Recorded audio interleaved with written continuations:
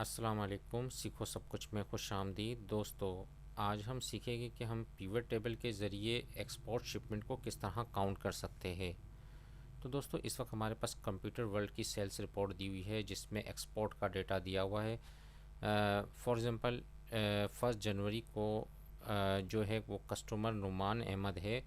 इसको हमने product export किया है कीबोर्ड यूएसए में, जिसकी क्वांटिटी ये थी 20 थी, रेट 300 है और अमाउंट ये है। और इसी तरह बाकी तमाम कस्टमर का डेटा और उनकी प्रोडक्ट और कंट्री दी हुई है। अब हमें ये जानना है कि नुमान को कितनी शिपमेंट गई, फैसल सईद को कितनी शिपमेंट गई। तो ये हम किस तरह मालूम कर सकते हैं?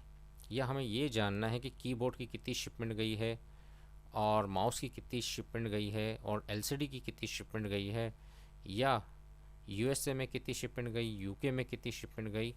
इन तमाम को हम बासानी पिवट टेबल के थ्रू जान सकते हैं। तो आइए देखते हैं कि इसको किस तरह किया जा सकता है। इसके लिए आपको सबसे पहले आना होगा इंसर्ट और यहाँ पिवट टेबल पर, और ओके पर आप क्लिक कर दीजिए।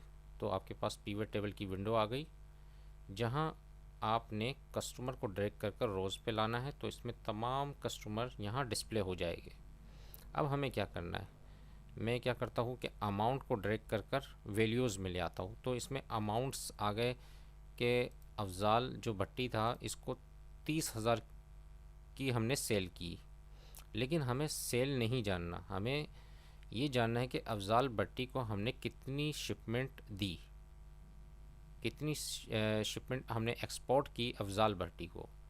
तो इसके लिए हम क्या है, सिंपल इस पर क्लिक कर देंगे। सम ऑफ अमाउंट दिया हुआ है, यहाँ से हम वैल्यू फील्ड सेटिंग पर आ जाएंगे, जहाँ आपने सम की जगह काउंट को सिलेक्ट करना है और ओके कर देना है। तो अब आप देखेंगे कि अफजाल भट्टी को सिर्फ 1 शिपमेंट गई। इसी तरह फैसल सईद को 4 शिपमेंट गई और फरहान अंसारी को 3 शिपमेंट गई, नुमान अहमद को 2 शिपमेंट गई। तो इस तरह हमने बआसानी ये जान लिया कि कस्टमर को हमारे पास कितनी कितनी शिपमेंट गई।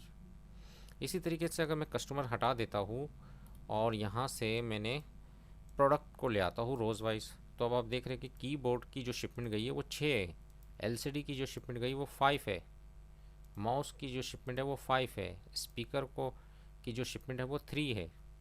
तो इस तरह हमने ईज़िली जान लिया कि हमारे पास जो प्रोडक्ट वाइज कितनी शिपमेंट गई। इसी तरीके से अगर मैं प्रोडक्ट हटा देता हूँ और यहाँ से कंट्री को ले आता हूँ, तो अब ये मुझे कंट्री वाइज बता रहा है कि फ़्रांस में 4 शिपमेंट गई और जर्मनी में 6 गई, यूके में 4 गई और यूएसए में 5 गई। तो इस तरह बहुत ही आसान तरीके से हम जो है वो अपनी शिपमेंट को जान सकते हैं पिवट टेबल के थ्रू।